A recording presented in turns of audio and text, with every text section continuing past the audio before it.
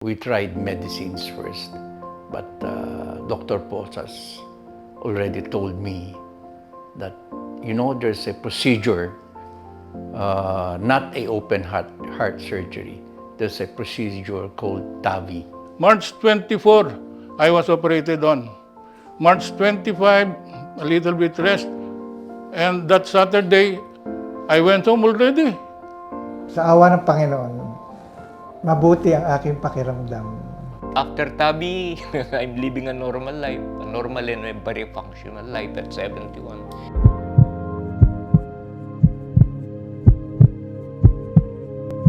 I used to walk at least about 5 to 10,000 steps a day. Then eventually I started to slow down. I was wondering, maybe I was just getting old. When we were going home, walking up the pedestrian overpass, she nearly passed out.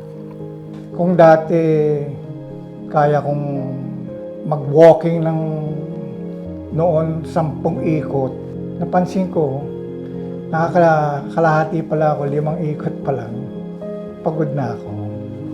I had really some difficulties in breathing.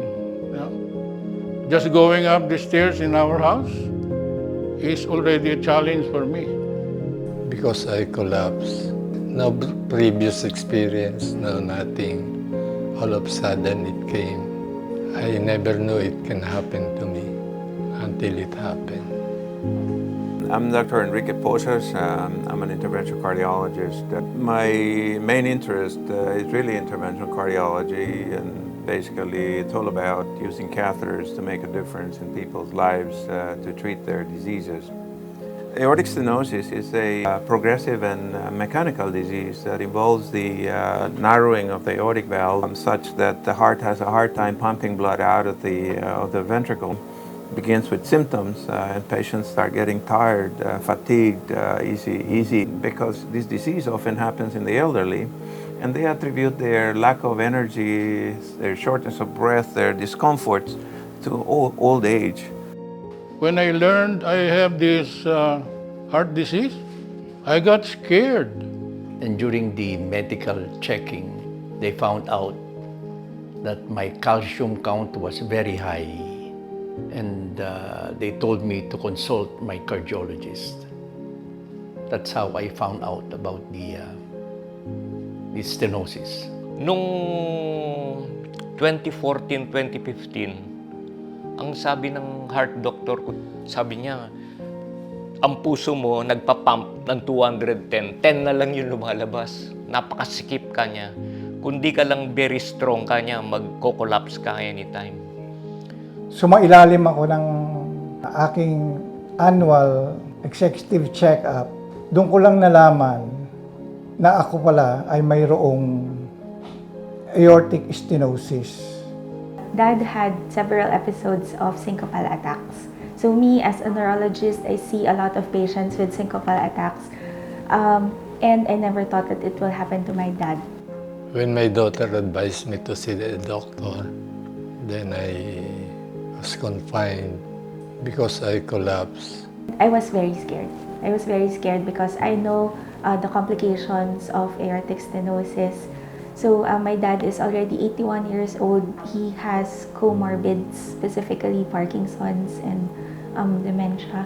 If we've had many memorable patients, one of which is Mrs. Ochanko and Mrs. Tamase, who had no options, basically came in with life-threatening illnesses and at the end of their rope, and there was no option for open surgery. These patients were treated despite the fact that in the beginning of our experience, we were being told not to do these patients because they were expected to die from the procedures anyway, that they wouldn't be able to make it. Before the bypass, she had a heart attack, but she was really a bypass candidate. So during that bypass operation, they already found out that she had an aortic and mitral valve problems. But because of the heart attack, they could not correct everything in one process. Dr. Neri asked her to to get a 2D echo. And it returned with the remark, permanent heart failure. So the previous mild aortic problem was now severe, ganyan. The mitral was previously moderate and now the higher stage. We'll never forget the technical term, permanent heart failure with preserved ejection fraction. And he said that I'm a walking time bomb. Well, actually, I had my first major operation in 2000.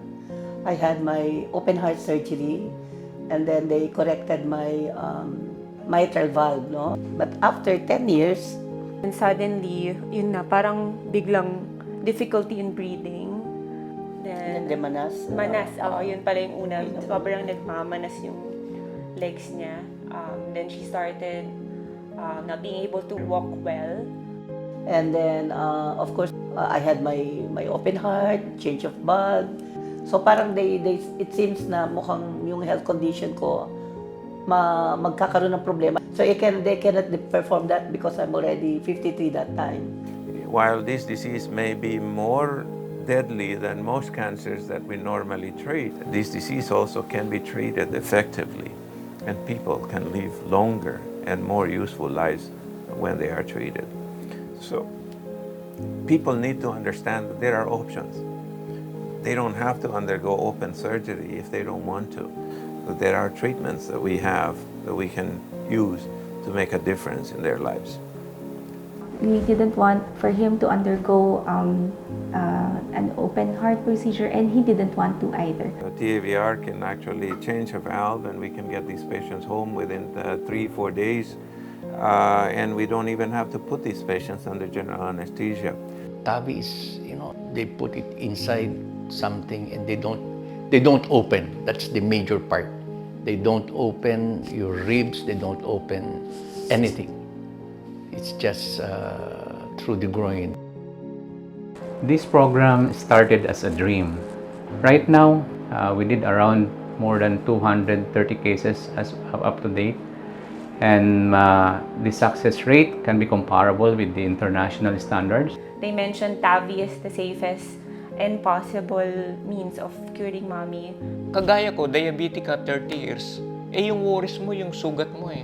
It's the after surgery or after procedure steps na I think I don't have to undergo. We know that aortic valve stenosis will not allow them to have gainful and enjoyable lives.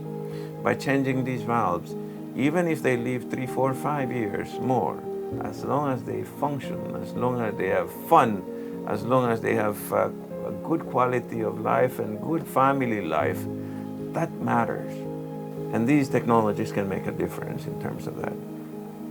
In about 3 weeks or 1 month's time from the Tavi procedure, I was already playing in a band in San Francisco. After 1 month, pinapapunta daw ako sa room. Yun na, nakita ko ni mommy ko kumakain na ng fried chicken. McDo, yun daw yung unang pinabili. McDo. Tapos ang katutak na oyster. Oyster. Yung tumira na, sabi ko, ay parang gumagaling na talaga. I can work in my home now. I don't have house help. So I don't feel I'm a patient. She did not really need that much care after Tavi. Kasi very mobile, very independent. I guess I'm living proof that Tavi works. And I'm happy I survived. And that's what we call hybrid procedures. Instead of us putting these patients through a major vascular procedures, especially if they already have many diseases, we can make them into 2 smaller procedures instead of 1 big one, and they are able to tolerate these procedures better. It is the future, and we look forward to continue to participate in developing new technologies and new techniques for the benefit of Filipino patients who need them. If we can have one patient, and as a result, we save that life, this effort has been paid.